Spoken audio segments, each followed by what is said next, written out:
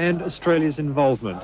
This demonstration was held by a group called Jewish Youth for Peace, who marched to the Iraqi embassy in Canberra. Mostly from Sydney, the protesters wanted to send a message back to the Iraqi government in Baghdad. Your president is a disgrace to humanity, and his behaviour outrages every one of us.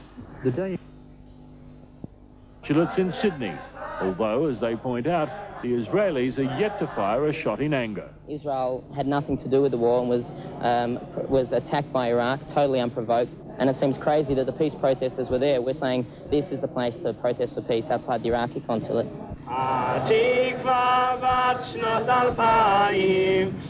The group continued their songs and prayers, some in English, others in Hebrew.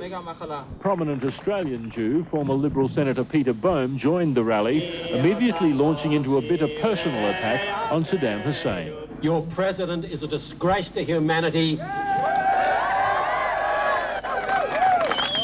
and his behaviour outrages every one of us.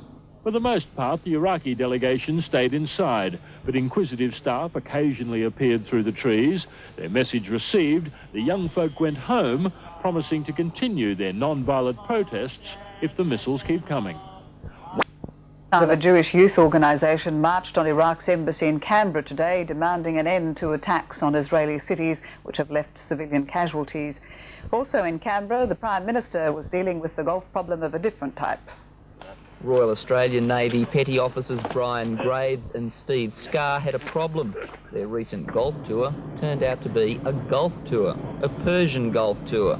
Brian Graves wasn't even permitted to take along his clubs. So today, Prime Minister Bob Hawke, the man that organised their excursion on the HMAS Darwin, made amends by giving them a chance to extract their revenge on the course. A chance perhaps wisely passed up, Petty Officer Graves managing to lose by just one stroke to the boss. But later in the day, the grim reality of the Gulf War was highlighted by demonstrating Australian Jews who marched on the Iraqi embassy. They had two messages, one for the occupants of the diplomatic mission. 1, 2, 3, 4, we don't want to go no more. 5, 6, 7, 8, leave alone the Jewish state. But the other message was for other anti-Gulf War peace demonstrators who have hitherto concentrated on the diplomatic missions of the United States, Britain, and even Israel itself. If we really want peace, this is the place to be, because these are the aggressors. These are the people who sent missiles to Israel when Israel wasn't involved.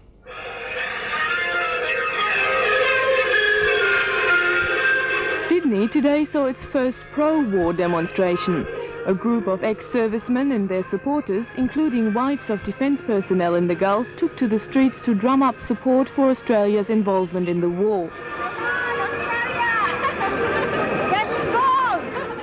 Applauded by the lunchtime crowds, they made their point clear. If we want peace, we don't want war. You can go to hell, Saddam Hussein. The whole world wants peace. Organised by the Defence Force support group, the protesters didn't hide their opposition to Australia's peace movement. We put any of our prisoners around the street bashed up and all the rest. You've got to fight for peace. God knows what they went through. Nobody would know what they went through. Yes, price of thousands. Thousands of people are going to die on both sides. It's not worth it. It's up to us to kill him. Those troops were sent there by a democratically elected government. If you don't like the democratically elected government, then try to change it. If not, shut up. Well, why don't you go and live in Baghdad? Support Australia. Stand up for your rights. Stand up for the freedom before it goes away. These heated scenes are bound to recur on Saturday, when both peace activists and pro-war supporters plan to march through the streets of Sydney. There have been... The war has again seen Australians taking to the streets, this time in support of Australia's involvement.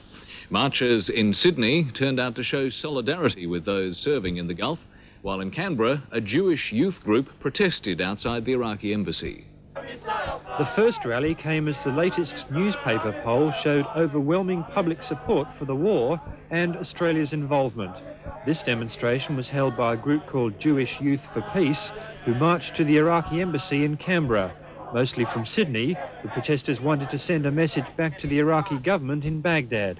Your president is a disgrace to humanity, and his behaviour outrages every one of us. The day in Canberra had started with the Prime Minister taking up the challenge of a game of golf with two sailors from HMAS Darwin, Petty Officers Brian Graves and Steve Scarr.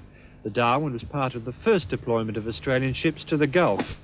And in Sydney today, the first rally in support of the government and Australians serving in the war.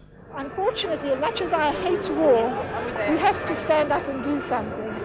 Only around 150 people came, but organisers said they were satisfied with the numbers for a rally organised with little notice on a weekday. We're not pro-war, we're pro-Australian, and there's no question that we support peace, that we support peace through the strengthening of the United Nations. War rallies are now gathering pace. Both support and peace groups are planning big demonstrations for the